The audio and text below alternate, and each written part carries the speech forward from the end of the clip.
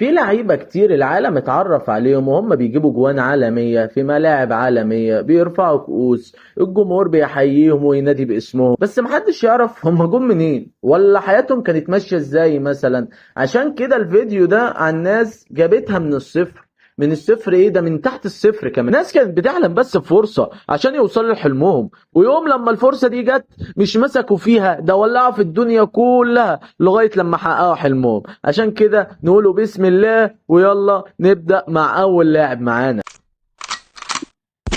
رياض كان طفل عادي في فرنسا، بس كان بيحلم يبقى نجم. ابوه مات وعنده 15 سنه، وهو كان متعلق جدا بابوه، وابوه كان حلم حياته انه يشوف ابنه لعيب كوره كبير جدا. بعد موت ابوه اتاثر جدا، بس بعديها حلف مليون يمين انه هيحقق حلم ابوه وهيبقى لعيب كوره كبير جدا. بدايته في عالم المستديره انديه كتير رفضته بسبب ان كان جسمه ضعيف، بس لما راح ليستر سيتي فاجئ الكل. ليستر سيتي وقتها اصلا كان لسه طالع للبريمير ليج حديثا، ومحدش كان متوقع اللي حصل. الدوري الانجليزي واحسن لاعب في الدوري الانجليزي، وكان حاجه ملهاش حل. ليستر سيتي واللي عمله رياض محرز في الموسم ده كان اعجاز حرفيا. طبعا بعد كده راح مانشستر سيتي، وجوارديولا دمره حرفيا بقعدته على الدكه، مع ان رياض محرز ده من احسن اللعيبه المهاريه اللي شفتها في حياتي.